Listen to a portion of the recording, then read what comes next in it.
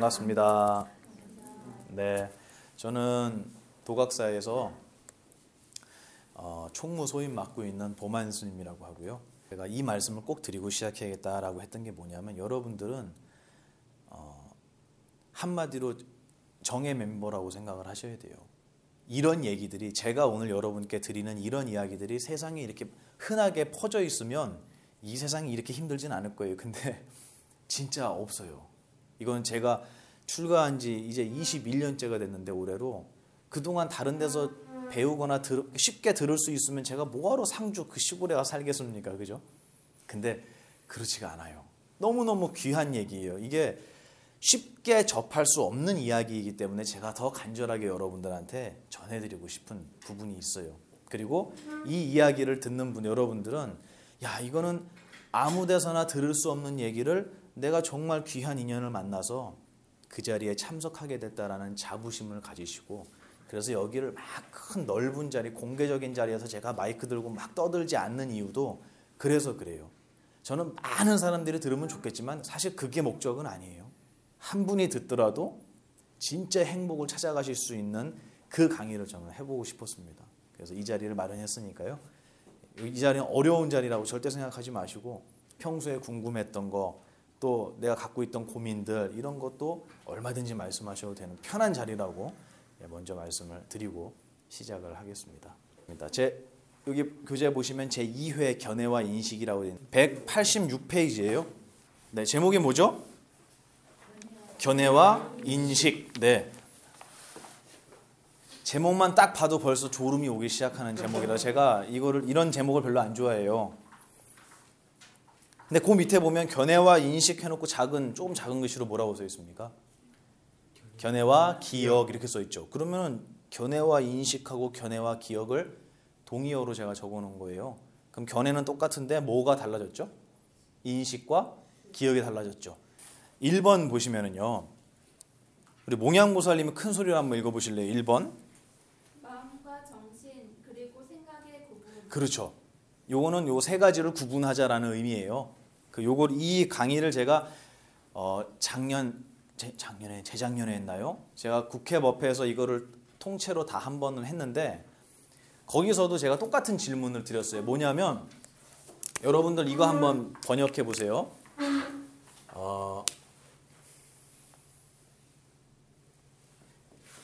이게 한문인데 어렵게 생각하지 마시고요. 제가 알려드릴 테니까 그냥 이런 게 있구나 이렇게 아시면 돼요. 이게 무슨 글자인지 혹시 아세요? 그렇죠. 깨달을 각이죠. 그죠? 그러면 한문을 외울 필요는 없어요. 이거는 무슨 자인 줄 아세요?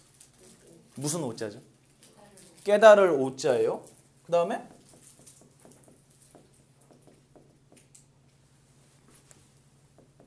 이거는요? 무슨 증자죠?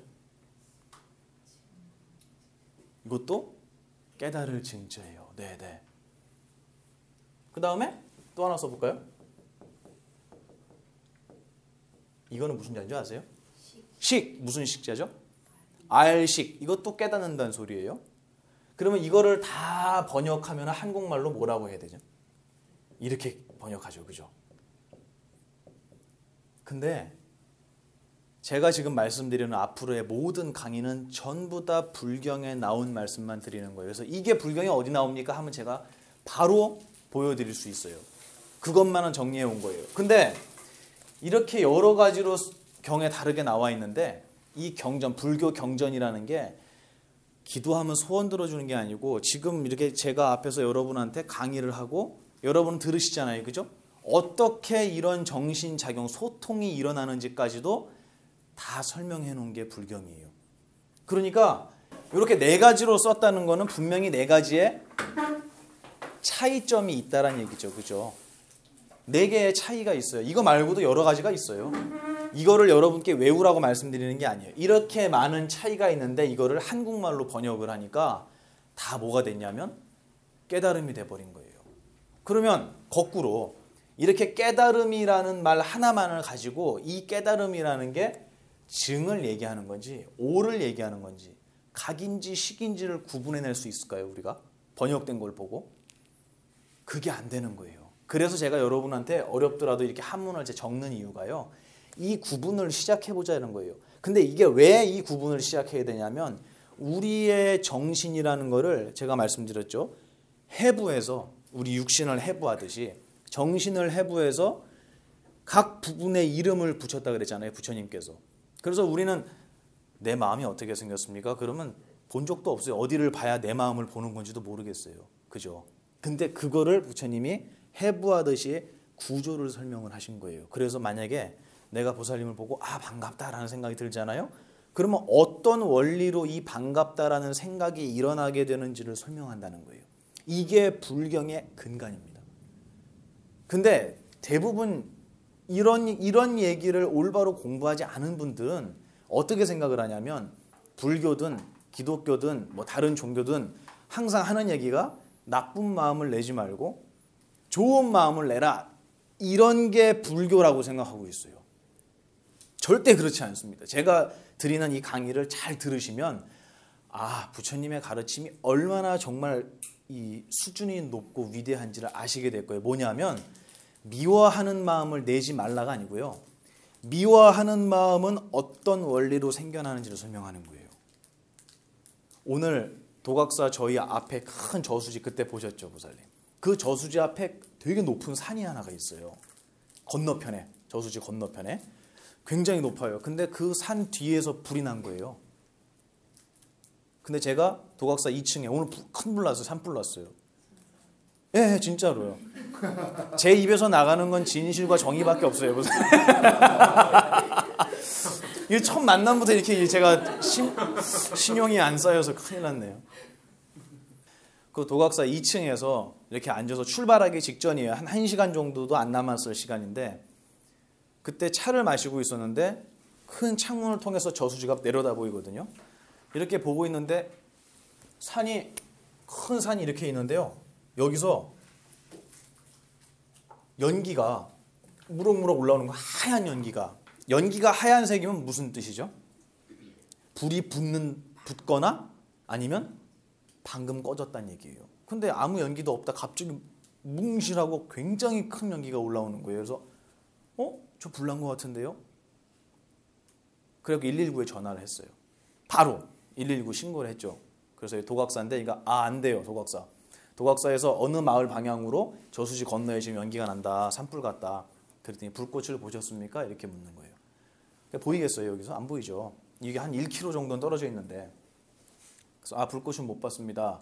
근데 연기가 막 올라옵니다. 그랬더니 알겠습니다. 확인해 보겠습니다. 그리고 출동을 해갖고 좀 있다가 헬기가 날라와서 앞에가 바로 저수지거든요. 큰 저수지니까 여기서 물을 떠갖고 헬기가 그래갖고 회장님하고 다들 손 붙잡고 구경하고 막 동영상 찍고 이러고 있었거든요. 거짓말 아니에요, 보살님? 네. 제가 이 얘기를 왜 하냐면 제가 불꽃을 봤냐고 물어봤잖아요. 근데 저 불을 봤습니까? 못 봤죠. 근데 뭘 보고 불이 났다고 얘기했죠, 제가? 연기. 이거는 불교에서 굉장히 유명한 비유예요. 아주 핵심적인 비유예요. 이 비유가 가리키는 것을 먼저 얘기하면 이 비유를 통해서 여러분이 뭘 알게 되냐면 내가 이렇게 위대하구나를 알게 돼요.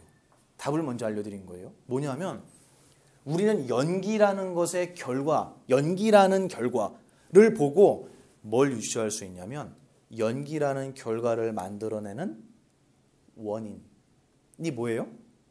불! 근데 그 119 거사님이 저한테 불꽃 봤냐 그러는데 제가 못 봤는데요. 그럼 그분이 불꽃도 안 보놓고 뭐 불도 제대로 보지 않아 놓고 어떻게 산불이 났다고 얘기합니까? 라고 하면은 얼마나 어리석은 사람이겠어요. 그죠? 그러면 연기가 났다는 건 그 밑에 뭐가 있다는 거죠? 이 법칙이 인과법이에요. 원인과 결과의 법이라는 거예요. 이 밑에 불이 있고요. 안 보이지만. 그리고 여기에 연기가 있습니다. 그러면 이 연기라는 결과에는 내가 눈으로 직접 보지 않았지만 반드시 그것에 무엇이 있다? 원인이 있다. 그렇죠. 이게 부처님께서 말씀하신 모든 것에는 원인이 있으므로 결과가 있다라는 인과법이라는 법칙이에요. 그러면 이 인과법이라는 법칙을 여러분들이 그냥 상식적으로 생각해 보세요. 이 법칙은 부처님께서 열심히 연구해갖고 논문을 써서 만들어낸 법칙입니까? 아니면 부처님이 말씀하시기 이전에도 있었겠습니까? 그죠? 그러면 이 인과법은 불교의 가르침입니까? 아니 원래 있는 법칙입니까? 전 그 얘기를 하고 싶은 거예요. 불교는 부처님이 만들어낸 가르침이 아니에요. 그렇기 때문에 불교의 스님들은, 이 불교를 공부하는 수행자들은 부처님을 따르는 게 아니에요. 그분의 가르침을 배우는 거예요. 맞죠?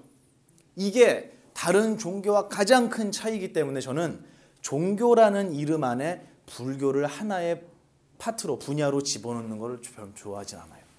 전 맞지 않다고 생각해요, 그게.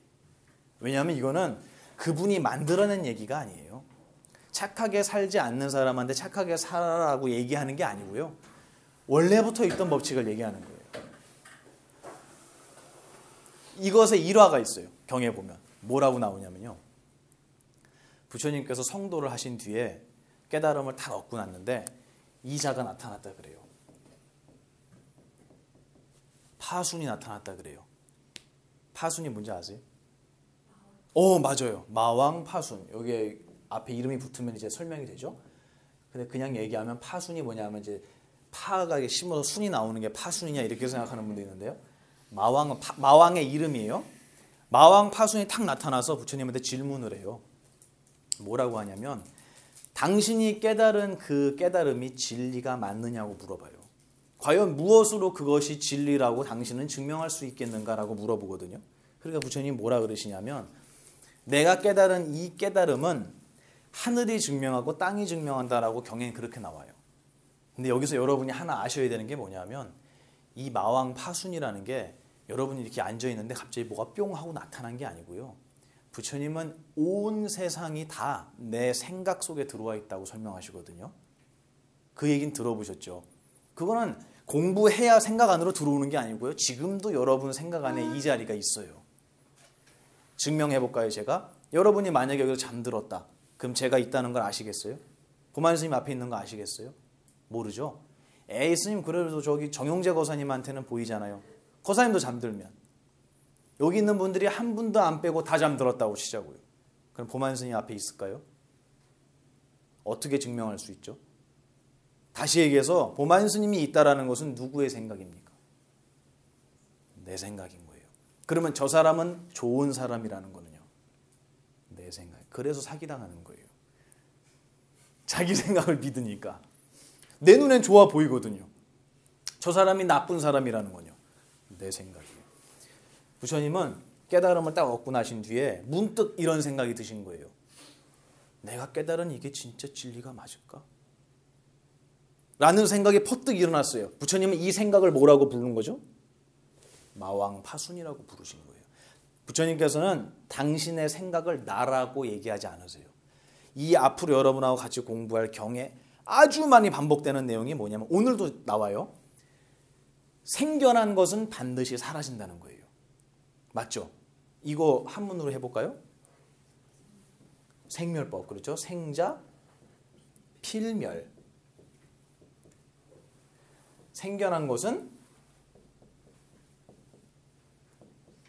반드시 멸한다. 생겨난 것은 반드시 멸한다는 거예요. 다시 얘기해서 생겨난 것은 사라지기 때문에 누가 아니다? 내가 아니다라고 얘기하는 거예요. 그럼 생각이라는 거 생겨났잖아요. 그죠? 내가 지금 깨달은 게 이게 정말 진리가 맞을까? 라고 생겨난 이 생각은 사라지겠습니까? 안 사라지겠습니까? 사라져요. 그렇기 때문에 부처님은 그것을 나라고 하지 않고 마왕 파순이라고 이름을 부른 거예요. 이렇게 부른 거예요. 어찌됐든 얘가 나타나갖고 부처님한테 맞냐 그러니까 맞다 그런 거예요. 그랬더니 얘가 뭐라 그러냐면 저는 당신의 법을 반드시 무너뜨릴 겁니다. 이렇게 얘기를 했어요. 그랬더니 부처님이 거기서 아주 의미심장한 대답을 하셨는데 뭐라 그러셨냐면 내가 설하는 이 법은 부처가 이 땅에 오기 전에도 이미 있었던 법이라고. 내가 만들어낸 법이 아니라고. 부처가 이 땅에 오든 오지 않든 원래부터 있었던 법칙이라는 거예요. 근데 단지 중생들이 그것을 알지 못해서 스스로 힘들 길을 찾아가는 그 모습을 보고 내가 이 법을 발견해서 그냥 알려줄 뿐이다 라는 대답을 하신 거예요. 자 보세요. 여러분이 아까 대답 다 하셨잖아요. 이 인과법이라는 게 부처님 만드실 거냐? 아니라 그랬잖아요. 맞아요. 아니에요. 그래서 인과법이라는 거는 제가 말씀드리고자 하는 요점을 아시겠죠? 이거는 부처님의 법입니까? 그렇게 얘기하시면 안 돼요. 아니라고 하셔야 돼요. 무조건. 아셨죠? 그럼 부처님이 말씀하신 윤회는 부처님이 만든 법입니까? 아니죠. 이거는 부처가 이 땅에 오든 안 오든 간에 원래 있었던 거예요. 불 피우면 연기 나는 법칙이 어떻게 부처님의 법이겠어요? 그러면 불교가 다른 종교 중에 하나예요? 전 그렇게 얘기하고 싶지 않다라는 거예요. 그렇기 때문에 저는 이 스님의 길을 갔어요. 제가 어렸을 때는 교회 그 미션 스쿨 다녔어요. 그리고 토요일 날 이렇게 성경책 끼고 학교 과목에 성경이라는 과목이 있었어요. 저 되게 잘했거든요, 그거. 그분 족보 외우는 거 있잖아요. 그거 되게 잘했어요. 근데 제가 이 길을 가게 된 게 뭐였냐면요. 내가 못하고 있는 거를 노력해서 하라는 소리가 아니고 너는 원래 이런 존재였는데 너 그거 몰랐지 않냐 이거예요. 그러니까 너 이렇게 힘든 길을 선택하지 않았냐는 거예요. 알았으면 그런 길을 선택했겠느냐는 거죠. 스님들이 청송교도소 가고 하는 얘기가 이 얘기예요. 당신들이 여러분 이 자리에 지금 앉아 있는데 그분들 되게 힘든 상황이잖아요. 죄를 지었던 억울하든 간에. 근데 이 자리에 앉아 있는 원인이 있었겠느냐 없었겠느냐를 물어봤어요. 있겠습니까? 없겠습니까? 반드시 있어요. 근데 우리는 이 원인이라는 것이 눈에 보이지 않는다고 해서 이거를 끝까지 인정하려고 하지 않습니다. 그래서 연기만 보이면 119에 전화해서 제가 인과법을 모르는 존재라면 저 연기가 나요 이렇게 얘기했을 거예요. 그럼 그분이 불꽃을 봤습니까? 그러면 제가 뭐라 그랬겠어요? 아니요, 불꽃은 없고요, 연기만 나요. 그럼 불났다고 전화할 이유도 없었겠네요, 처음부터. 원인이 있기 때문에 결과가 있다라는 이 법칙은 여러분의 삶 속에서 굉장히 큰 기준이 됩니다. 그래서 내 앞에 어떤 일이 닥쳐왔을 때 나는 이런 결과를 만들 일을 안 했는데 왜 이런 일이 오느냐고 묻는 분들이 굉장히 많아요. 그래서 여기 저저번에 참석하셨나요? 어떤 분이 저한테 얘기를 한 게 뭐였냐면 스님의 가르침을 듣고 제가 그분이 하는 얘기가 이 인과법에 대해서 굉장히 큰 감동을 받았대요. 그래서 모든 걸 그렇게 보니까 인정이 되더라는 거예요. 나한테 힘든 일이 와도 그래 내가 그 원인을 짓지 않고 어떻게 이런 결과가 오겠어? 라고 생각하니까 그 사람을 미워하는 마음이 일단은 주저앉더라는 거예요. 얼마나 큰 수행이에요 이게, 그죠? 근데 그거를 자기가 알고 나서 자기 친구한테 그 얘기를 했대요. 근데 그 친구가 이제 자제분이 좀 많이 아팠던 거예요. 그러니까 힘들어하니까 그 친구한테 인과법에 대해서 설명을 했더니 화를 버럭 내더라는 거예요. 뭐라 그러냐면 왜 불교는 모든 걸 내 탓이라고 하냐고. 아들이 아파서 힘든 것도 왜 내 탓이라고 하냐고. 어떻게 생각하세요, 여러분? 내 탓이에요? 아니에요?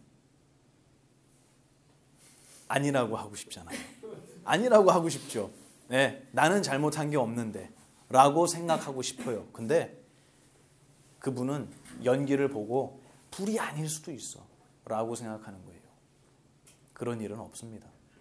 그렇기 때문에 냉정하지만 우리는 진실을 알려드리는 거예요. 그리고 이 법은 절대로 보만 스님이 만들어내거나 이렇게 생각하면 편해요 라고 얘기해드리는 게 아니고 이 세상의 법칙을 설명하는 거예요. 제가 왜 이렇게 장황하게 이 앞에 이 인과법을 설명을 했냐면 바로 이것 때문이에요. 부처님께서 이렇게 여러 가지로 나누어서 우리의 깨달음이라는 하나의 작용을 나눠 설명했다는 것은 이 각각의 의미가 다르다는 거예요. 근데 우리는 이거를 누군가한테 명확하게 구분지어서 배워본 적이 없기 때문에요. 불교는 무슨 종교? 깨달음의 종교. 이렇게 얘기를 하면서 이 깨달음이 식인지 각인지 오인지 증인지도 우리는 들어본 적이 없어요. 그래서 그냥 문득 어떤 식으로 저는 생각을 했냐면 이렇게 방석 탁 깔고 이렇게 앉아갖고 한 20년, 30년 정도 이렇게 앉아있으면 갑자기 뻥 하고 깨달음이 터져갖고요. 이 세상에 모르는 게 하나도 없고 남의 전생도 다 보이고요. 내 생도 다 보이고요. 전 이게 깨달음인 줄 알았어요. 그럴듯합니까? 저는 말도 안 된다고 생각했어요. 그런 거는. 그런 게 어디 있어. 말도 안 돼. 라고 생각해서 저는 스님들을 별로 안 좋아했습니다. 어렸을 때. 근데 제가 중이 될 줄 누가 알았겠어요. 근데 이런 깨달음이 그게 아니라는 걸 알게 된 거예요. 어느 날. 이런 거에 대해서 여러분 이제 앞으로 차근차근 공부를 해나갈 텐데 제가 간단하게 먼저 설명을 드리면요. 여러분들이 이 시기라는 걸 먼저 설명을 드릴게요. 아까 이거 보살님이 늦은 뇌물로 맞췄는데 어림없죠 이거 갖고는.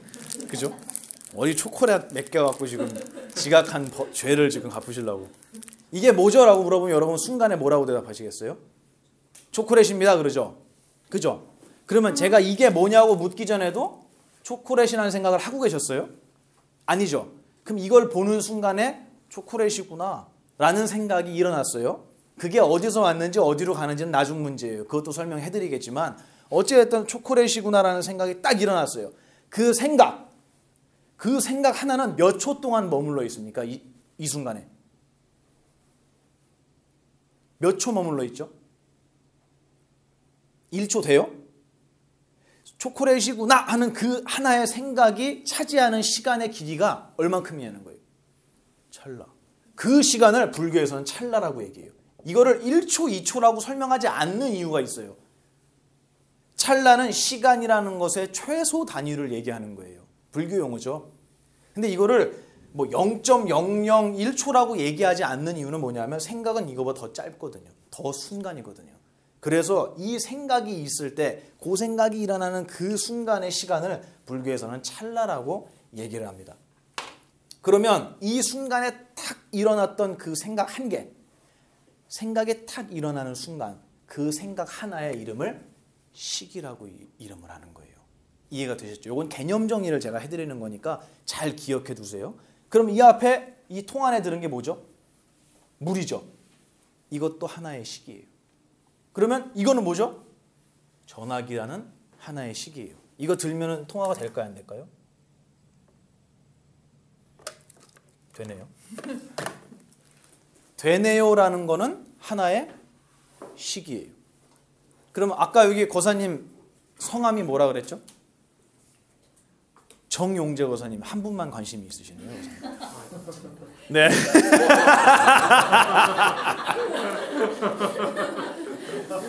제가 이분의 성함이 뭐라 그랬죠? 하니까 보살님이 정용재 거사님입니다라는 생각이 일어났죠? 하나의 시기예요.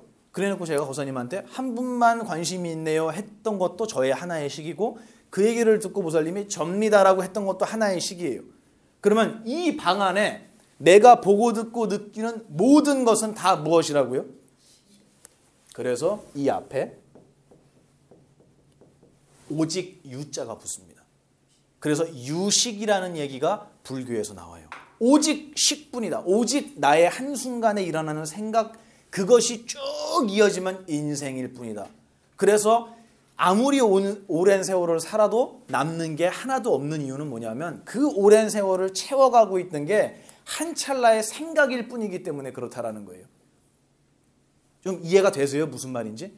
예. 여러분이 지금 이 앉아서 여기 필기를 하시는 그 순간에도 필기를 하나하나 할 때마다 하나의 식이 계속 생멸하고 있을 뿐이에요. 그거를 큰 스님께서는 어떻게 비유를 하셨냐면 우리 형광등 있죠. 형광등이 60Hz 정도 되거든요. 그게 뭐냐면 1초에 60번을 깜빡인다, 켜졌다 꺼지는 이 주기를 60번 이상을 하면 우리 눈으로 볼 때 켜져 있는 것처럼 느껴지는 거예요. 근데 60번보다 더 숫자가 떨어지잖아요. 그러면 깜빡거린다고 느껴져요. 그럼 눈이 피곤하죠. 그죠? 근데 형광등은 그러면 켜져 있는 거예요? 깜빡거리고 있는 거예요? 깜빡거리고 있는데 그게 속도가 빠르다 보니까 우리는 켜져 있는 것처럼 느껴지죠. 똑같습니다. 여러분이 생각이라는 게 너무 짧고 아주 찰나에 생겨나지만 그것이 한순간도 빠지지 않고 이어지기 때문에 여러분은 오늘 아침부터 지금까지 내가 인생을 살아왔다라고 생각하는 거예요. 절대로 여러분의 인생이라는 건 고정돼서 쭉 이어지는 게 아니고 매 순간 생멸을 반복하는 식의 연속일 뿐이다라는 얘기입니다. 우리가 여기 등촌역 8번 출구 앞에 스탠다드 호텔 2층, 여기 지하입니까? 예, 지하 2층에 앉아 있다라는 것도 여러분의 식이에요. 그 설명을 할 때 식이라는 깨달음이라는 한글로 번역하면 깨달음이라는 글자를 사용하게 되는 거예요. 그러면 이 식이라는 깨달음은 제가 그랬죠. 과연 몇 초 동안 머물러 있느냐 그랬죠. 1초? 찰나. 그러면 찰나를 머무른다는 거는 머무른다는 얘기예요? 순간에 사라진다는 얘기예요? 그렇죠. 그게 맞는 말이죠. 순간에 일어나자마자 바로 과거라는 시간 속으로 사라져버리는 우리의 지금 이 생각들. 그러면 이 생각은 생겨나자마자 즉시에 소멸하는 거예요. 정확한 얘기예요. 그래서 그거를 깨달을 오라고 표현합니다. 깨달을 오. 이거는 그래서 오는 그냥 오가 아니고요. 이렇게 씁니다.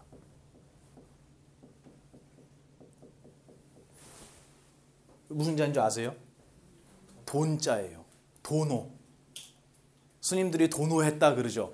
그러면 한순간에 아까 얘기한 것처럼 로또 복권 터지듯이 빵 터진 게 아니고요. 여러분이 지금 이거를 오라고 하는구나 라는 그 생각, 그 생각의 모양을 얘기하는 거예요. 그 생각의 모양은 한 찰나도 머물지 못하고 즉시에 사라져서 과거로 사라져버린다는 그 특성 있죠. 그걸 설명할 때는 똑같은 하나의 생각을 오라는 글자로 표현하는 거예요.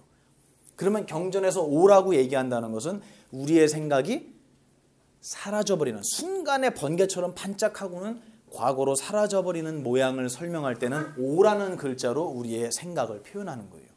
그리고 그 생각 하나라는 걸 단순히 지칭할 때는 시기라고 얘기를 하는 거예요. 그리고 증이라는 것은 뭐냐면요, 여러분이 생각을 하고 나면 그 생각이라는 것이 여기서 얘기했잖아요. 한순간도 머물지 못하고 어디로 사라진다고요?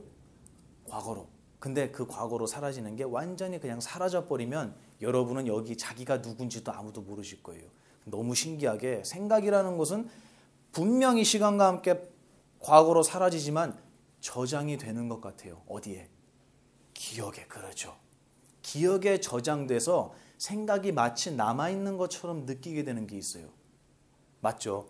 그래서 사실은 제가 보살님을 보고 되게 반가웠어요. 그래서 반갑네요 할 때 보살님 오셨구나 하고 반가워하는 순간에 제 생각은 식이죠. 그죠? 근데 그 식은 특성이 도노. 이 돈자가 거꾸러질 돈. 한순간에 폭삭 무너질 돈이라는 의미예요.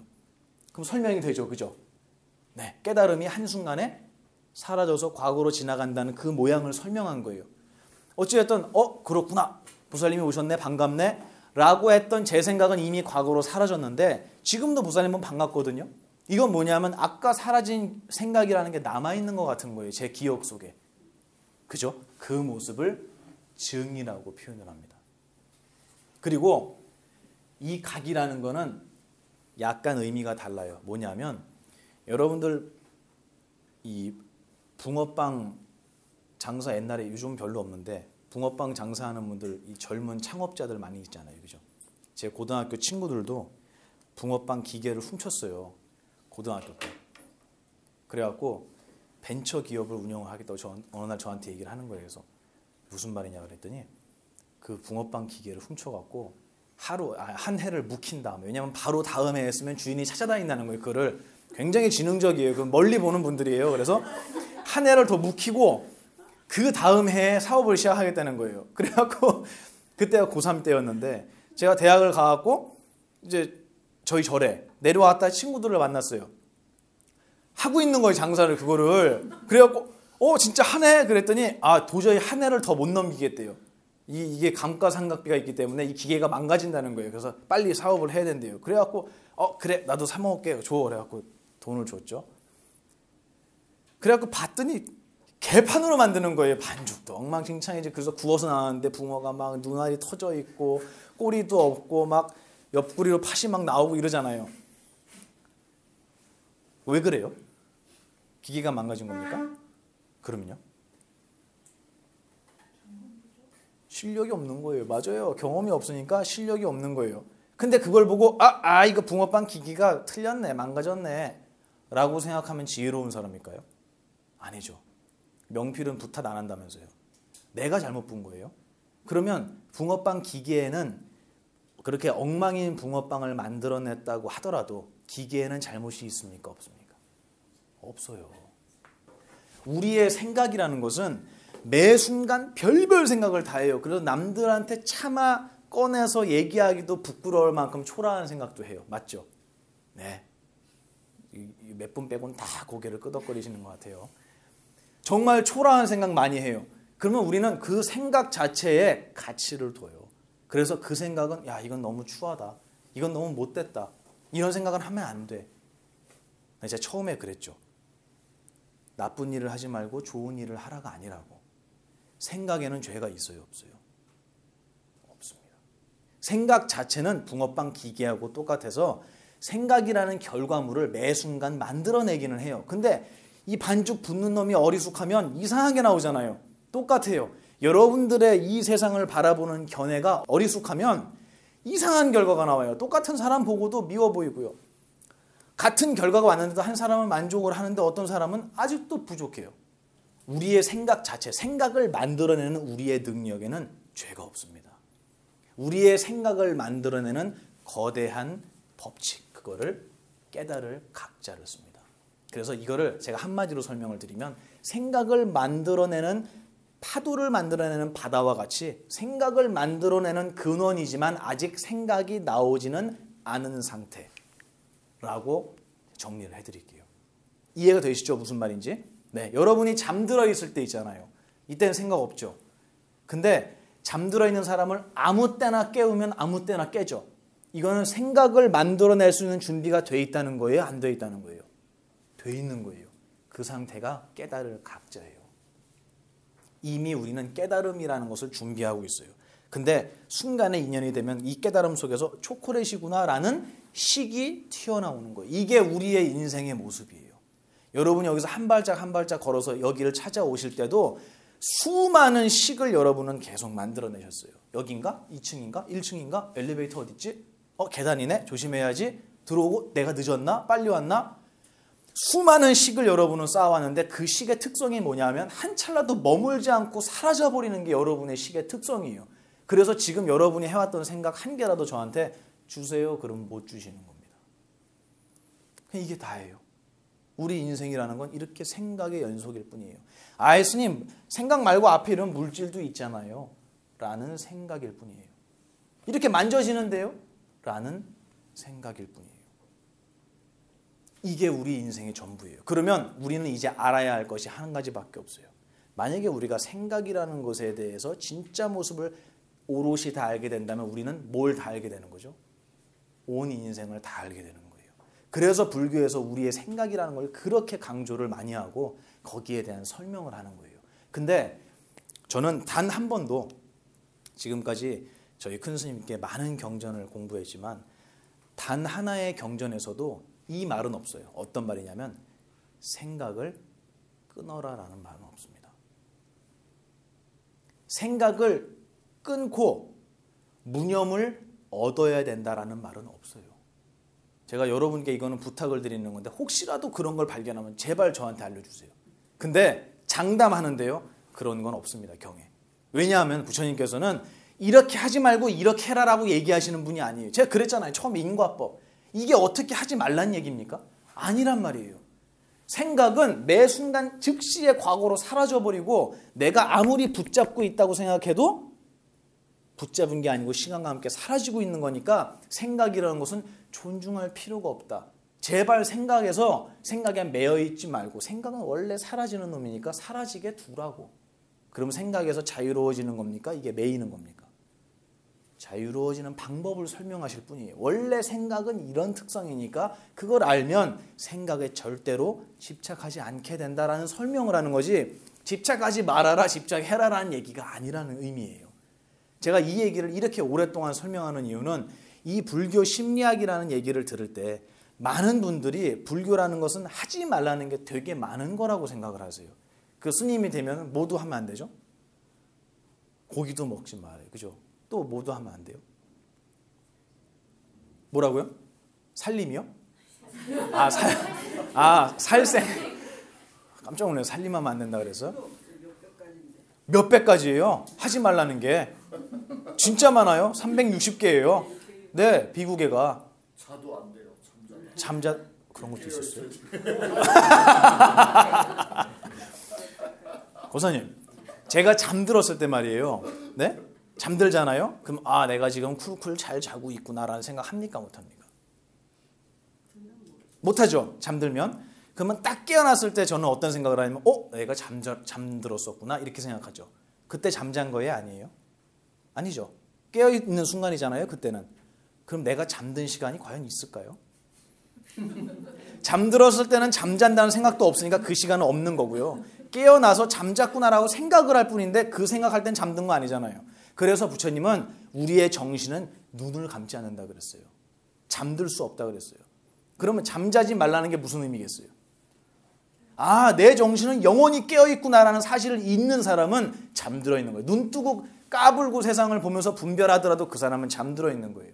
그래서 이런 얘기가 있습니다. 그 보살님 얘기 때문에 잠깐 옆으로 셀게요. 뭐냐면 재미있는 얘기예요. 여러분들 목탁 보셨죠? 목탁 모양이 무슨 모양인 줄 아세요 혹시? 어떻게 하셨죠? 목탁을 보면은요, 옆에서 보면 목탁이 이렇게 생겼습니다. 이렇게 해서 이렇게 생겼죠? 이게 뭐 같아요? 물고기. 목탁, 그렇죠. 목탁을 그린 거니까 이게 물고기 모양이에요. 근데 이걸 왜 물고기 모양으로 했는지에 대한 여러 가지 이야기들이 있는데 그 중에 제가 보살님 그 잠잔다는 얘기 때문에 지금 이 얘기를 꺼냈잖아요. 이제 목탁의 유래에 대한 하나의 이야기를 드릴게요. 어떤 스님이 이 수행을 하는데 부처님 당시에는 목탁이라는 게 없었잖아요. 아시죠? 이런 거 나중에 만들어졌어요. 근데 그 스님이 이런 호수가 있는 이렇게 산골짜기에 여기 움막을 짓고 사셨대요. 근데 이 움막 안에서 수행을 하시는데 이분한테 가장 큰 고민은 뭐였냐면 졸음이었대요. 그래서 잠드는 거에 대해서 너무 힘들었던 거예요. 그래서 어떻게 하면 이 잠에서 좀 자유로울 수 있을까라고 생각을 했대요. 근데 어느 날도 이게 밤에 달이 이렇게 떠 있는 밤에 이분이 수행을 하다 계속 이게 수마라 그래요.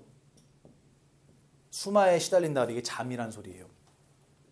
이 잠에 시달리다가 밖으로 나온 거예요. 그래갖고 잠을 좀 깨려고 이 호수 주변을 걸었대요.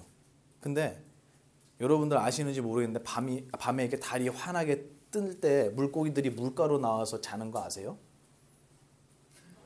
아세요? 모르세요? 다들 도시에서 사셨나 봐요. 그 달 밝은 밤에 아주 이 깊은 밤에 횃불 들고 여러분들 개울가에 가보면 물고기들이 얕은 데 나와서 자요. 여기를 거닐다가 물고기들이 여기 나와갖고 자는 걸 본 거예요. 근데 물고기한테 눈꺼풀이 있어요 없어요?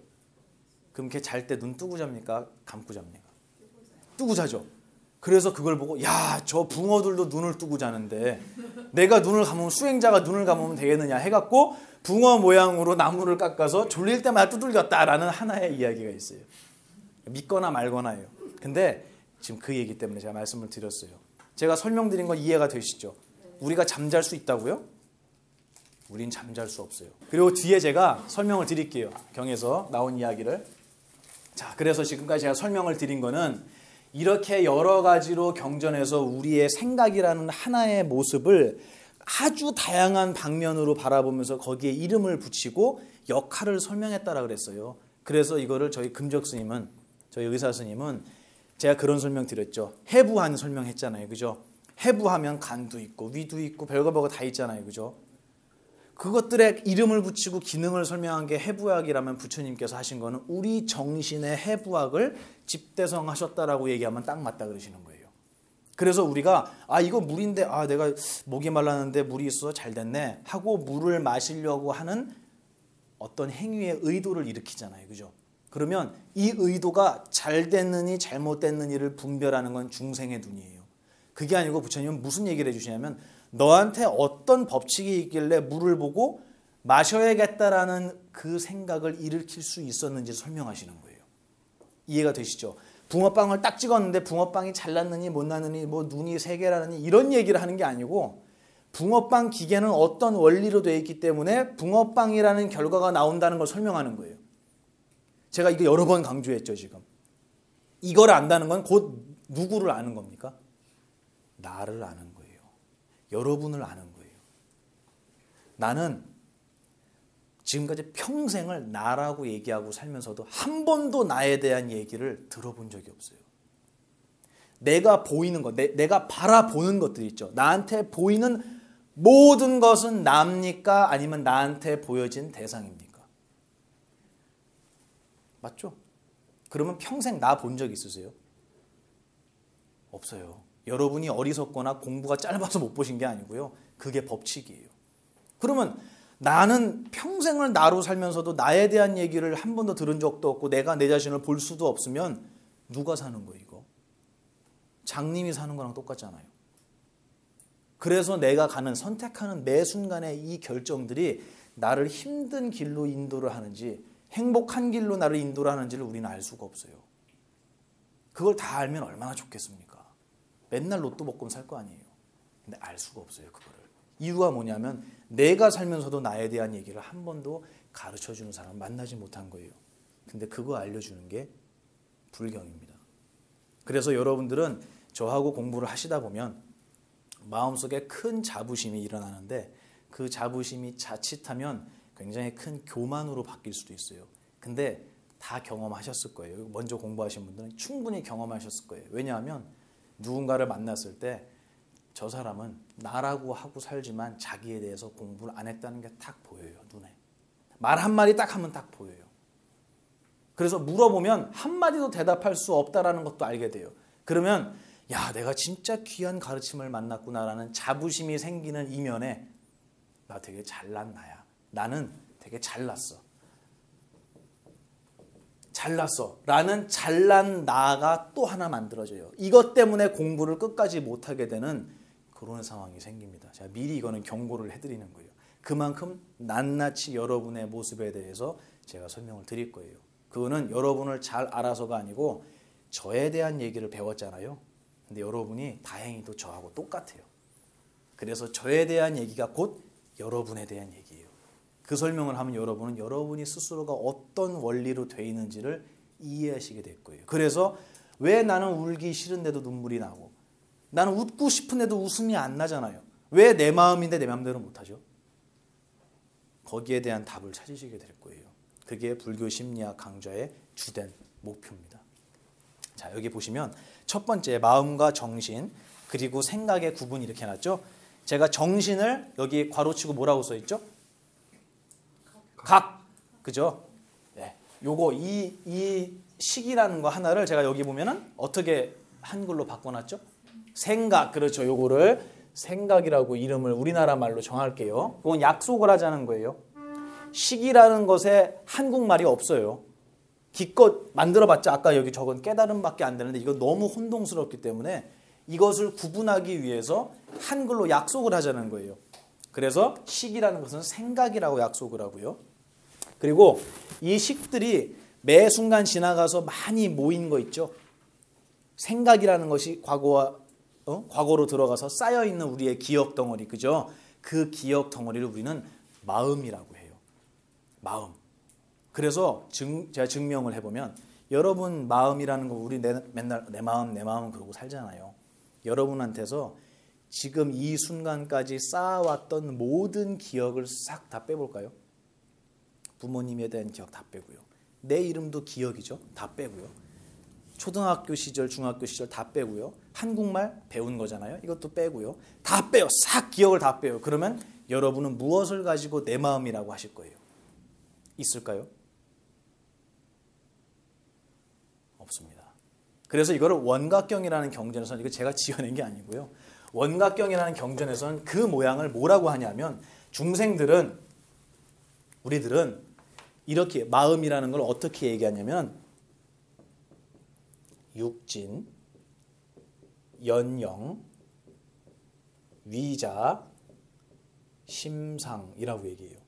육진은 뭐냐면 6가지 티끌이라는 거예요. 여러분 앞에 대상을 얘기하는 거예요. 대상이 6가지로 되어 있어요. 되게 많은 것 같잖아요. 그죠? 네, 전구도 있고 막 페인트도 있고 여기 보면 뭐 보드마카도 있고 칠판도 있고 이렇게 헤아리면 끝이 없는데 그거를 불교에서는 정확하게 6가지로 딱 정리를 해놨어요. 아세요, 부사님? 6가지. 첫 번째. 그렇지. 색깔. 내 앞에 보이는 건 색깔이에요. 그 다음에? 그렇죠. 색성, 색깔, 소리, 냄새, 맛, 감촉, 그 다음에 뜻, 의미예요. 이 6가지가 내 앞에 있는 대상의 전부라는 거예요. 맞죠? 그러면 색깔, 소리, 냄새, 맛, 감촉, 뜻이라는 그 6가지의 인연자예요. 인연자. 그거를 인연해갖고 영 그림자가 생기는 거예요.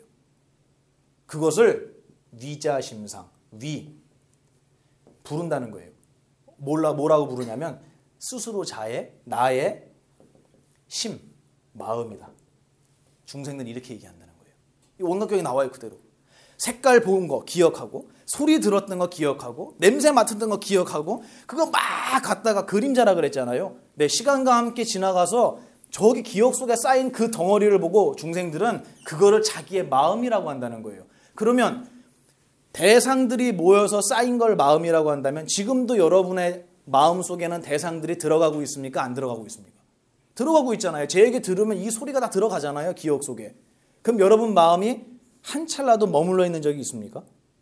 없죠. 그래서 여러분 마음은 맨날 바뀌는 거예요. 어떤 날은 좋았다가 어떤 날은 슬펐다가 이렇게 마음이 왜 한 가지로 그대로 있지 않고 바뀝니까? 라는 질문에 대한 대답을 지금 제가 해드린 거예요.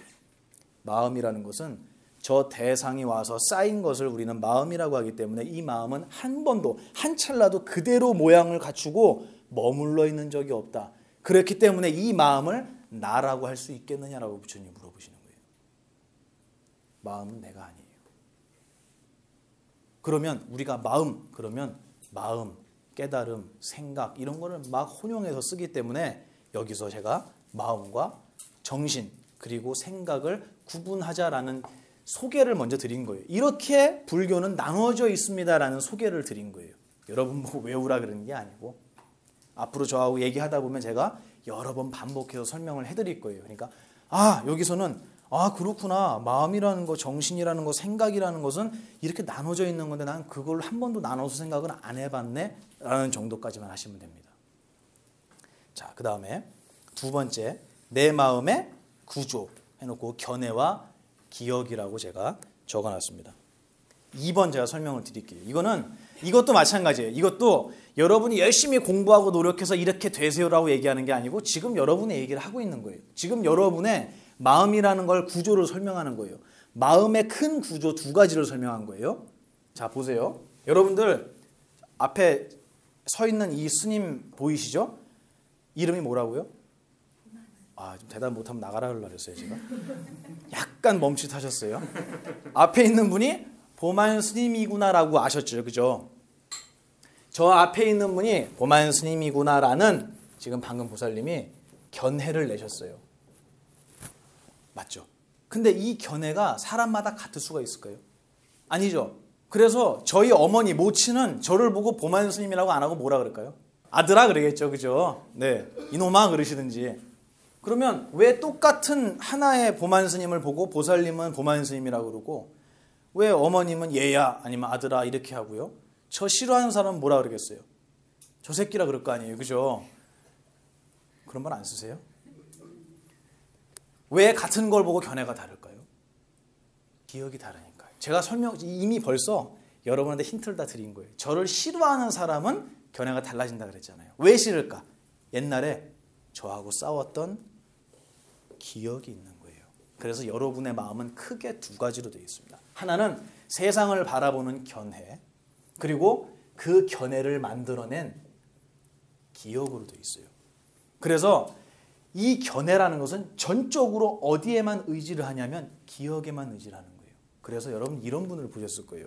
우리 거사님 보셨을 거예요. 우리 사회생활 하시면 명함 많이 주고받으시죠. 그 명함 딱 받았는데 앞에 이름 쓸 자리도 모자라요. 왜요? 온갖 경력이 막 그 중에 이거 말고 이거 있죠. 이거 붙은 분들 있죠. 이래갖고 앞뒷면이 꽉 차 있어요. 보도 듣도 못한 전 모시기가 붙어 있는 거예요. 그런 명함 받아보셨죠, 거사님? 그거를 다른 사람한테 보여주고 싶어요. 왜요? 그걸 보여주고 싶어하는 견해가 그 사람한테는 있어요. 왜요? 왜 그럴까요? 잘나고 싶어서? 잘난 체를 하고 싶어서? 그렇다고 치자고요. 왜 잘난 체를 하고 싶을까? 다른 비유를 들어볼까요? 한 나라의 왕이 물건 훔치려는 생각 할까요? 안 할까요? 왜 안 해요? 내 거니까. 그죠? 근데 물건을 훔치려고 한다는 것은 저거를 내 거라고 보는 거예요, 남의 거라고 보는 거예요? 남의 거라고 본다는 거는 저걸 내가 가졌다라는 거예요, 못 가졌다라는 거예요? 나는 저것을 갖지 못한 가난한 자, 아직 부족한 자라는 생각이 있기 때문에 저걸 훔치려고 그러는 거예요. 맞죠? 근데 왕한테는 그 생각이 없는 이유가 나라가 자기 건데. 그러면 훔치려고 하는 행동만 보더라도 그 사람이 적어도 무엇은 아니다? 누구는 아니다? 왕은 아니라는 걸 아는 거예요. 그럼 그런 명함 받으면 가슴이 어때요? 안타까워지는 거예요. 이렇게 전 갖다 붙이지 않아도, 막 갖다 붙이지 않아도 충분히 아름답고 위대한 사람인데 본인은 그렇게 생각 안 할 수도 있어요. 이렇게 써 붙여야 내가 좀 더 있어 보일 거다라고 생각하는 거예요. 그러면 그 이면에 무슨 마음이 있냐면 나는 별 볼 일 없다라는 생각을 스스로가 할지도 몰라요.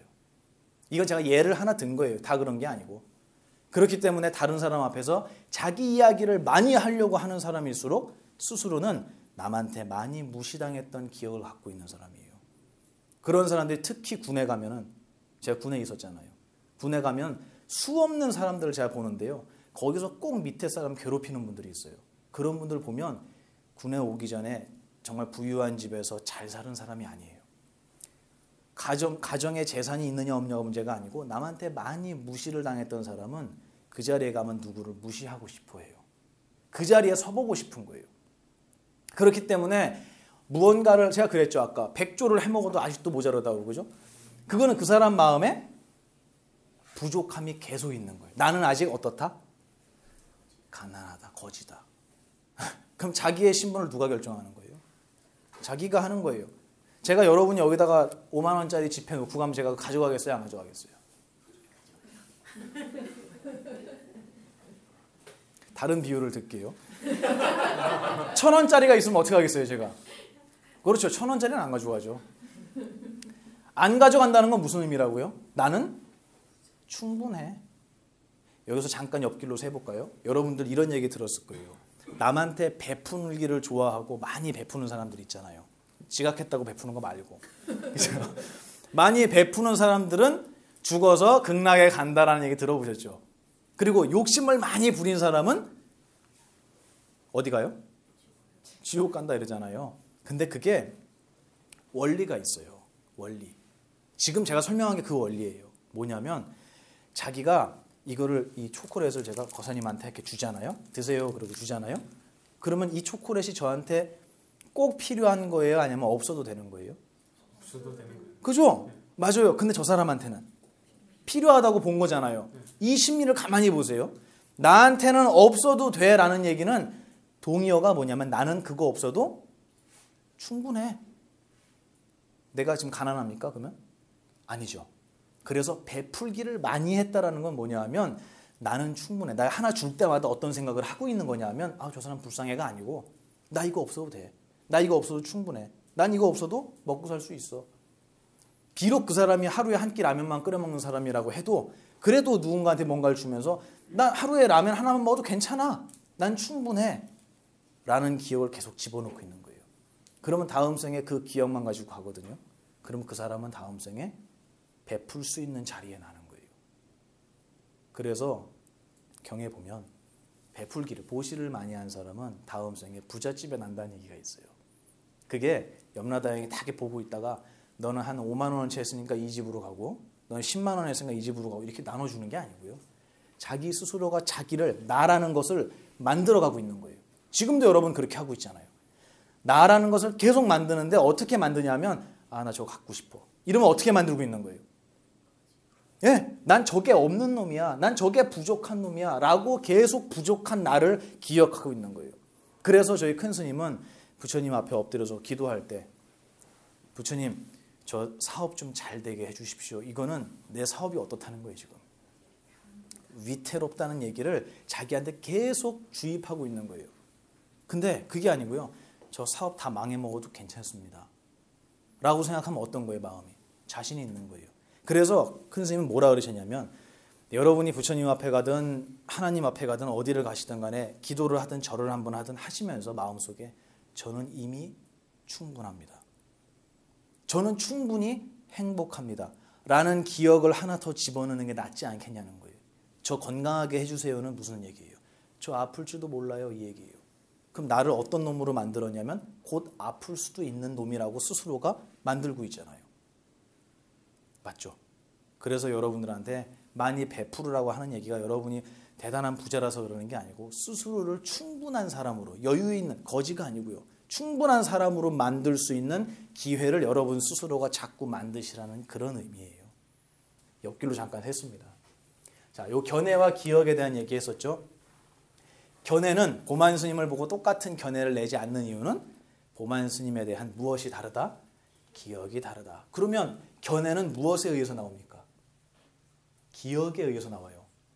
근데 여기서 끝나는 게 아니고요. 아까 보살님 보면서 아 초콜릿 갖고 오셨네? 나 주는 건가? 그리고 잘 얻어먹은 기억이 있어요 제가? 그러면 다음번에 보살님을 볼 때 뭐부터 생각나겠어요? 그렇지!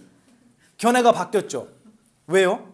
기억이 바뀌었으니까. 근데 그 기억은 무엇이 만드냐면 매 순간에 견해가 만들고 있어요. 보살님이 초콜릿을 딱 꺼낼 때 제가 초콜릿 주는구나 라는 견해를 만들었죠. 그게 어디로 들어갔어요? 기억으로 들어갔잖아요. 기억에 초콜릿을 주는 분이라는 견해가 들어가니까 이 기억이 바뀌었어요. 그러니까 다음번에 보살님을 볼 때 그 바뀐 기억이 새로운 견해를 만드는 거예요. 이해가 되세요? 네. 다시 정리를 하면 나의 기억은 매 순간의 견해가 쌓여서 내 기억을 만들고요. 이 기억의 덩어리들은 다음 순간에 나의 견해를 만드는 거예요. 그래서 이 견해가 만약에 5점짜리잖아요. 그럼 5점짜리가 계속 들어갈 거 아니에요. 5점, 5점, 5점 들어가면 이 기억의 평균은 몇 점이겠습니까? 5점이에요. 그러면 내 기억이 5점짜리 기억이면 이 기억이 만들어내는 견해는 몇 점짜리겠어요? 5점짜리예요. 그래서 저희 큰 스님은 이 비유를 어떻게 드셨냐면 바둑 5급끼리 우리 가서 바둑알이 달아 없어질 때까지 연습을 합시다. 그래서 둘이 딱 손붙잡고 산에 올라가서 20년을 바둑을 두고 내려온 몇 급이에요? 5급이에요.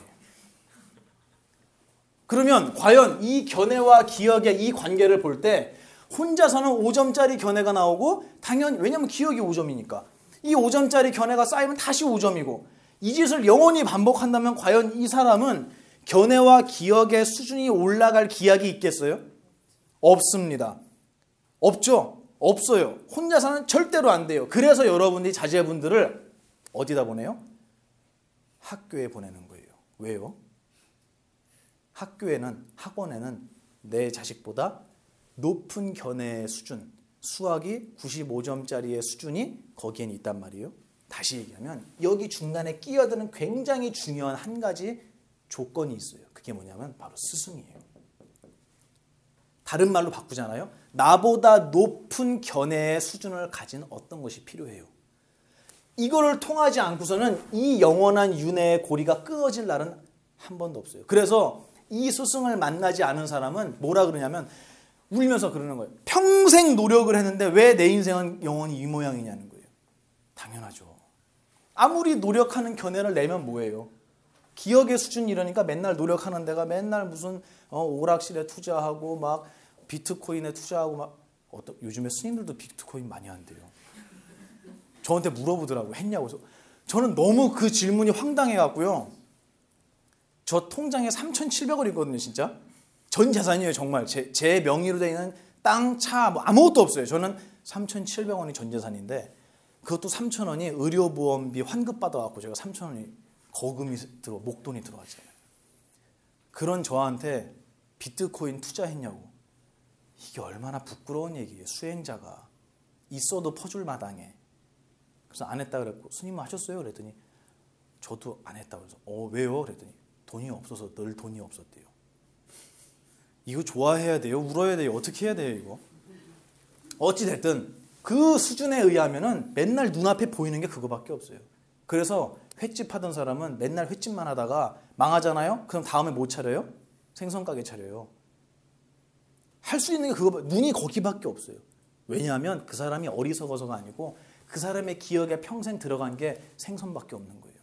거기서 벗어나질 못하는 거예요. 그때 누군가가 야 생선이 아니고 요즘에 절 차리면 좀 된대. 절 좀 차려봐. 라고 얘기해서 누군가가 딱 얘기를 해주면 그때 비로소 견해가 한번 딱 바뀌는 거예요. 근데 이 얘기를 듣고 해봤더니 대박이 났어요. 그러면 그 우와 대박이다 한 기억이 어디로 들어가요? 기억으로 들어가요. 그러면 그게 들어간 기억이 다음 순간에 견해를 내면 이 사람 견해는 어떻게 되겠어요? 이제 바뀌게 되는 거예요. 비로소. 그래서 여러분이 이 자리에 이 늦은 시간에 피곤함에도 불구하고 이 자리에 와서 이런 얘기를 들으시는 게 저한테 10원도 하나 안 생기잖아요. 근데 제가 이거 왜 얘기할 것 같아요? 여기서 홍보하는 겁니까? 도각사? 보만 스님? 아니에요. 제가 맨날 5점짜리로 살았거든요. 근데 제 인생의 스승을 딱 만나고 나니까 갑자기 제 견해가 너무너무 높아지고요. 견해가 높아지니까 제 기억, 다시 얘기해서 저의 지난날이 너무 아름다워졌고요. 제 지난날이 아름다워지니까 지금의 제 모습도 전 너무너무 행복하게 바뀐 거예요. 이렇게 여러분도 하시라고요. 머리 깎고 중대라고 얘기하는 게 아니고요. 이해가 되셨죠? 이게 견해와 기억이라는 게 우리 마음의 큰 두 가지의 덩어리예요. 그래서 이거를 여러분 이거 들어보셨나 모르겠어요. 순응엄경이라는 경전에서는 이거 이름을 붙였어요. 불교 용어로. 어떻게 했냐면 견해는 견정이라고 바꿨어요.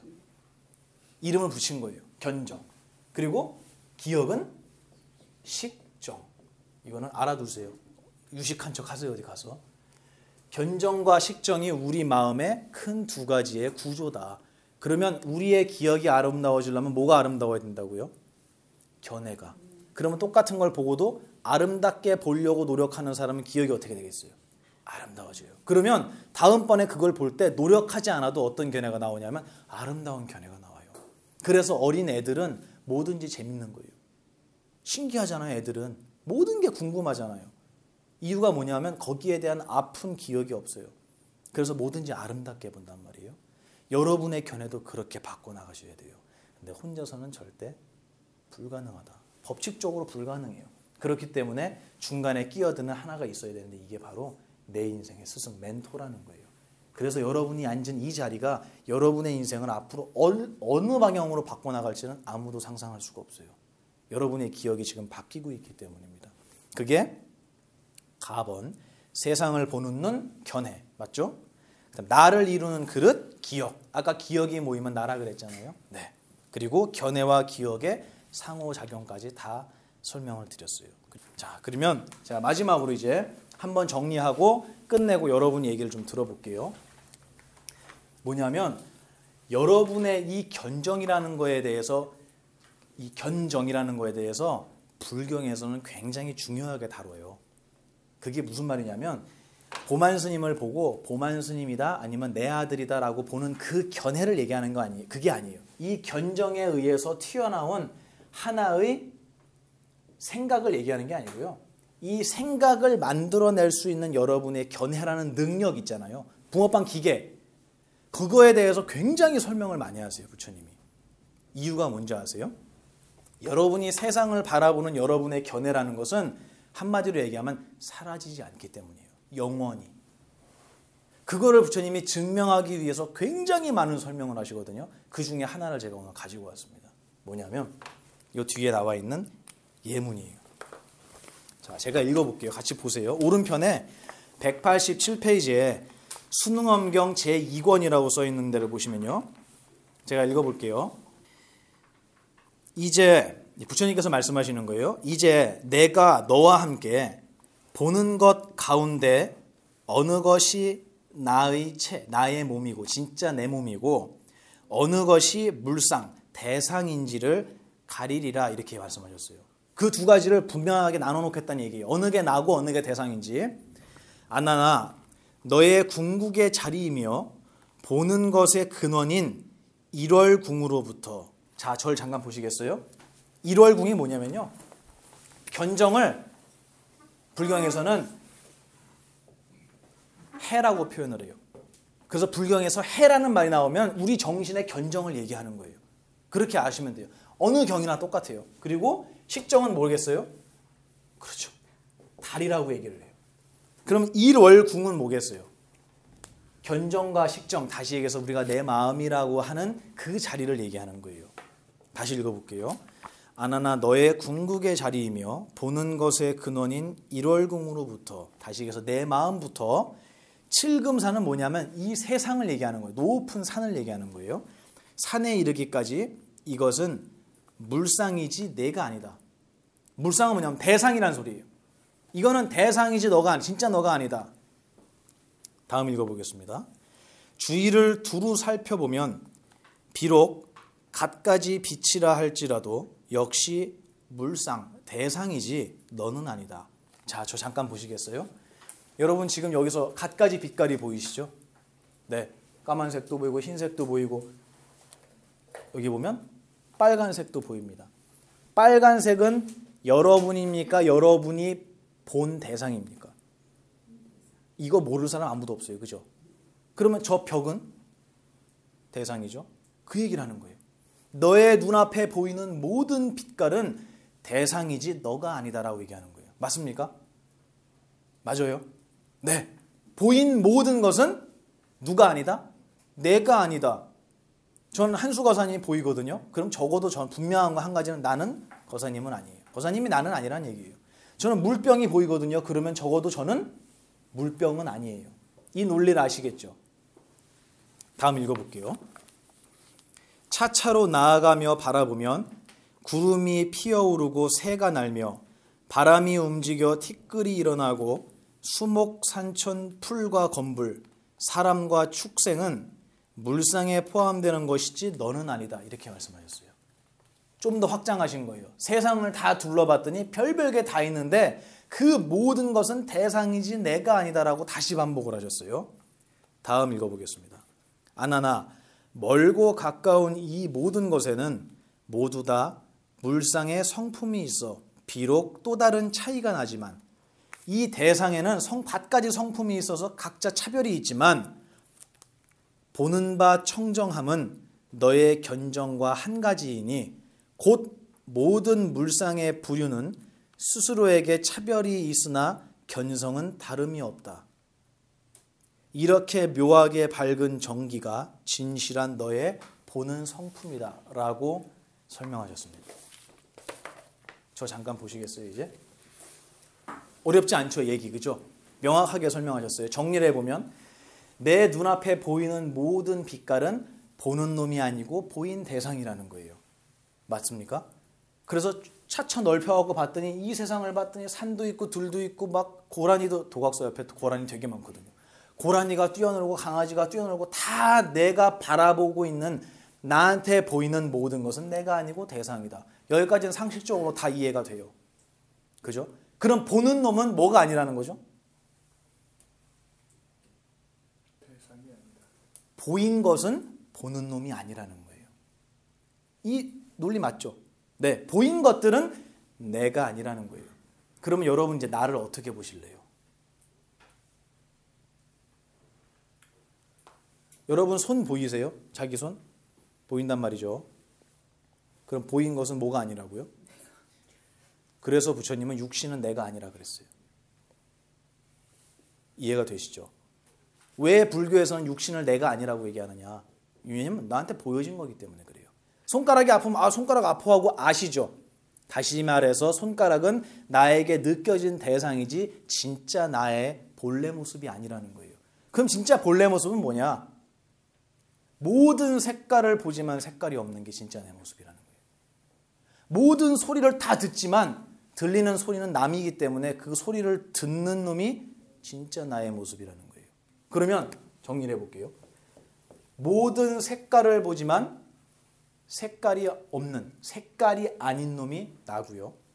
모든 소리를 듣지만 그 소리가 아닌 게 나예요.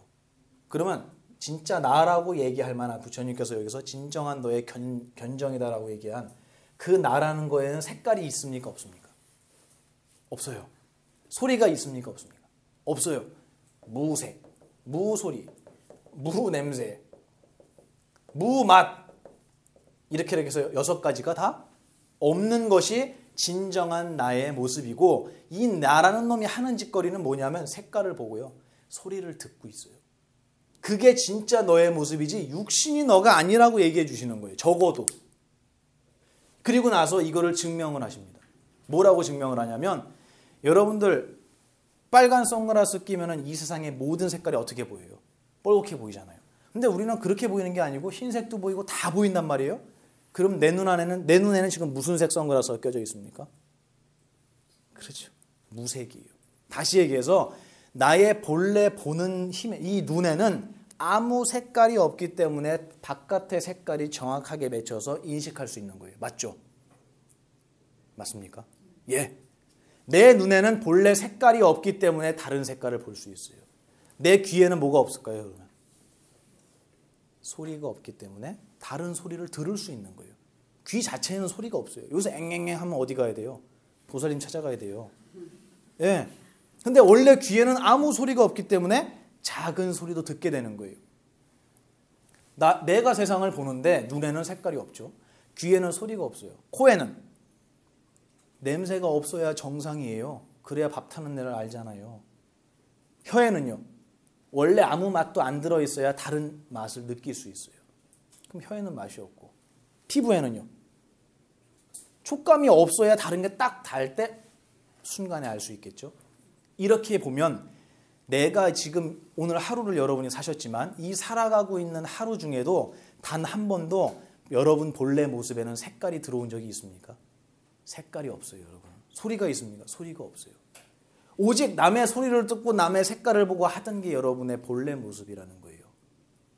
그럼 여기서 한 걸음 더 나가서 이 보드마카는 만들어진 날이 있을까요? 없을까요? 있겠죠? 그러면 없어질 날이 있을까요? 없을까요? 있습니다. 생겨난 것은 반드시 사라집니다. 근데 여러분의 세상을 보는 여러분의 정신은 언제 만들어졌을까요? 만약에 그 정신에 색깔이 있다면 이거는 언제 만들어졌어? 라고 얘기할 수 있어요. 근데 색깔이 없는 게 여러분의 정신이에요? 그럼 언제 만들어졌을까요? 없어요. 그거를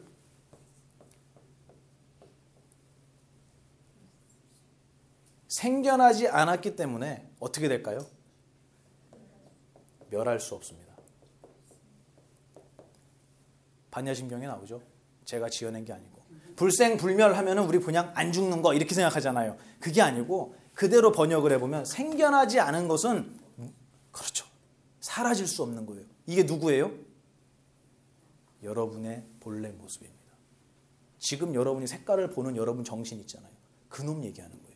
그거는 색깔도 없고 소리도 없고 냄새도 없기 때문에 절대로 생겨난 것이 아니에요. 생겨나지 않으면 사라지지 않는다라는 거예요. 그러면 죽음이라고 하는 것, 죽는다라고 하는 것에는 여러분이 포함되겠어요? 안 되겠어요? 안 돼요.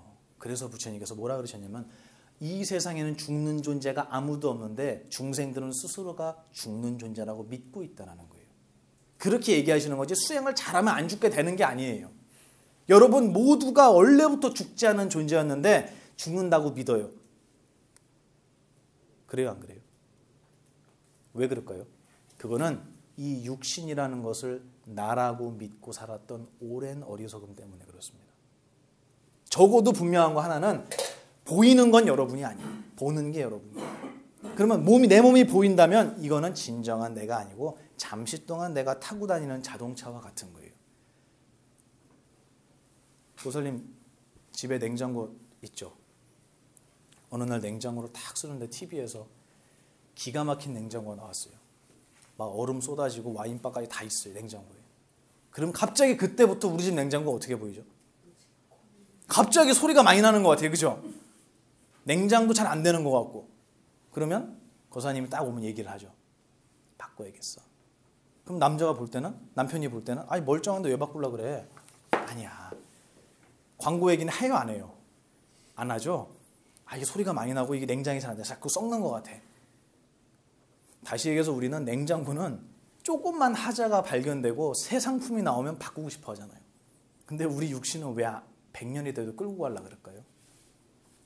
그렇게 사방이 다 망가져서 질질 끌고 다녀야 될 만큼 망가져도 왜 우리는 버릴 마음을 안 낼까요? 왜요? 이거를 나라고 믿는 생각 때문에 그래요. 만약에 여러분이 이거 말고 다음 게 눈에 보여요. 내 몸이. 그러면 이거 안 버릴 사람 어디 있겠어요? 빨리 새 거 받고 싶잖아요. 그래서 큰 스님이 뭐라 그러시냐면 왜 도대체 냉장고는 그렇게 하루빨리 바꾸고 싶어 하면서 육신을 안 바꾸려 그러냐. 이제 농담으로 하시는 말씀이지만 거기엔 뼈가 있는 거예요. 여러분들도 내 육신이라는 걸 나로 믿고 산다라는 증거를 매 순간 찾으셔야 돼요. 아주 쉬워요. 뭐냐면 좀 이따가 법회 끝나고 강의 끝나고 이제 엘리베이터 타고 올라가잖아요. 엘리베이터 타고 계단으로 올라간다고 치자고요. 그러다가 발을 한번 헛디뎠어요. 그럼 갑자기 심장이 어떻게 되죠? 철렁하면서 막 벌벌 떨리잖아요. 왜요? 죽을까 봐. 이유는 하나예요. 죽을까 봐. 우리는 24시간 동안 깨어있는 순간에는 단 한 번도 죽음의 공포를 저 밑바닥에서 놓아본 적이 없어요. 그 얘기는 무슨 얘기랑 똑같으냐면 나는 죽는 존재야. 나는 유한한 존재라고 믿는 그 믿음이 한 번도 흔들린 적도 없는 거예요. 정말 대단해요. 어떻게 그 신념을 그렇게 끝까지 쥐고 가는지. 누가 그렇다고요? 우리가 그랬다고요. 근데 이치적으로 가만히 보니까 그렇지. 우리 육신이라는 거는 밥상에 있는 고등어도 먹고 콩나물도 먹고 해갖고 씹어서 생기면 그게 뭐가 돼요? 뇌가 되잖아요. 아까 우리 여기서 제가 설명하기를 육진연영 위자심상 그랬잖아요. 그거를 우리 마음이라고 한다고. 그럼 몸이라는 건 그 바로 앞에 나와요.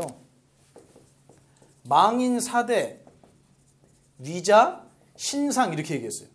이게 두 가지가 대꾸예요. 망인사대 위자신상, 육진연영 위자심상. 이건 뭐냐면 허망하게 인식한다는 거예요. 뭐를? 사대. 사대가 뭐냐면 지수, 화풍, 흙, 물, 불, 바람 이게 뭉쳐져 있는 거를 잘못 인식해서 그거를 뭐라고 얘기하냐면 나의 스스로의 몸이라고 중생들은 믿고 있다라고 얘기가 나와요. 고등어, 콩나물, 밥, 국물 이런 거 막 다시 얘기해서 흙물, 불, 바람 막 섞어 놓고 짬뽕 시킨 거를 이렇게 뭉쳐 놓고 그거를 나라고 믿는다는 내 몸이라고. 이 내 몸이 그걸로 돼 있잖아요. 단백질, 탄수화물, 지방 아니에요? 물, 체온, 숨쉬는 공기 이거 이렇게 모아놓고 그거를 나라고 얘기한다라고 말씀하시거든요. 우리가 평소에 살면서 이 육신이 내가 아니라는 생각을 단 한 번이라도 한다면 얼마나 자유롭겠어요. 근데 수행 열심히 하면은 육신이 아니고 정신이 되는 게 아니고 여러분 이미 정신으로 살고 있잖아요. 맞죠? 불교는 그거를 알려주는 거예요. 이미 여러분이 그렇다고 이미 여러분이 부처와 똑같다라는 설명을 여러 가지 방법으로 증명해 주는 거예요. 제발 믿으라고. 영원한 존재라고 제발 믿으시라고. 사실이 그러니까. 노력해서 영원한 존재가 되세요가 아니고 지금 그렇다고. 제발 육신이 나라고 믿고 사시지 말라고요. 왜냐하면 육신은 내가 아니니까. 그게 사실이니까. 너무너무 간절하게 이 얘기가 불경에 반복이 됩니다. 왜 몸이 육신이 내가 아닌지. 왜 수도 없는 방법으로 증명을 하셨어요.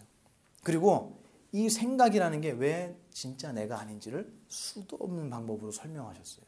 그래서 결론은 뭐냐 하면 여러분은 바로 이 존재라고. 여러분의 정신은 세상을 영원히 바라만 보는 존재지 생겨나고 사라지는 세상하고는 아무 관련도 없는 영원한 존재가 바로 여러분의 진정한 모습이다라고 설명하는 거예요. 이게 오늘 불교 심리학 강좌 첫 번째 시간 오리엔테이션 이후 첫 번째 시간에 여러분께 드리는 말씀입니다. 오늘 첫 시간이다 보니까 용어 하나하나가 다 여러분한테 생소하실까 봐 별거 설명 다 했잖아요. 다음 이제 시간에는 용어 설명이 점점 줄어들겠죠. 그리고 이제 진도가 쭉 나갈 거예요. 그래서 오늘 제가 여러분께 마지막으로 한 번 더 강조를 하자면 보인 것은 누가 아니라고요? 내가 아니에요. 그러면 보살님이 피곤해. 오늘 보만 스님 잔소리 너무 오래 들었다. 너무 피곤하다. 만약 이렇게 생각을 하잖아요. 그럼 피곤한 거는 보살님이 느낀 거예요? 보살님이에요? 그렇죠. 느낀 거죠. 느낀 거는 대상이에요? 나예요? 그렇기 때문에 보살님은 영원히 피곤할 수가 없어요. 피곤함을 보는 보살님의 정신은 피곤을 벗어나 있어요. 이해가 되시죠? 그래서 나는 언제까지나 보는 놈이지 그 생각이 내가 아니기 때문에 부처님은 그 생각을 뭐라 그랬다고요? 아까? 이렇게 설명하신 거예요. 당신의 생각을 내가 이렇게 생각했어 이렇게 말씀을 안 하세요. 부처님은. 생각이 딱 일어나잖아요. 내 정신 속에서. 그러면 갑자기 마왕이 나타나든 중생이 나타나든 보살이 나타나든 왕이 나타나든 이렇게 표현을 하시는 거예요. 부처님은. 그러니까 경전을 보면 왕이 나타나서 막 이런 질문을 하고 이러잖아요. 그게 진짜 왕이 마차 타고 오는 게 아니고 부처님 스스로 생각을 하시는 거예요. 그래서 이렇다면 이건 뭐지? 라는 질문이 생기면 이거는 왕이 질문하는 거예요. 이 눈으로 경전을 봐야지 경전의 의미를 아는 거지. 아까 일월궁도 마찬가지잖아요. 그럼 일월궁 해와 달의 궁전이 뭐야? 무슨 어느 나라 얘기하는 거야? 이렇게 얘기하니까 불경을 목탁치고 외우면 아픈 사람 벌떡 일어나고 병 낫는, 대학 합격시키는 그런 주문쯤으로 치부해버리는 거예요. 이런 걸 알려주시는 분이 없기 때문에 오늘 제가 아주 중요한 걸 알려드렸어요. 다시 얘기해서 느껴진 것은 누가 아니다? 내가 아니다. 그거 하나만 절대 놓치지 마시고 오늘 하루 종일 이따가 지하철 타고 가시면서도 지하철이 막 흔들리는 게 느껴지잖아요. 나는 흔들림을 느끼는 놈이지 흔들림이 아니에요. 내가 슬퍼지잖아요, 마음이. 난 슬픔을 바라보는 놈이지 슬픔이 아니기 때문에 내가 슬퍼라고 알 수 있게 되는 거예요. 춥잖아요, 밖에 나가면. 그러면 난 추위예요, 추위를 느끼는 놈이에요. 그렇죠. 그거라는 생각이 들 때 이 세상에 어떤 일이 다가와도 괜찮아, 아무렇지 않아 라는 그 용맹한 마음이 일어나게 될 거예요.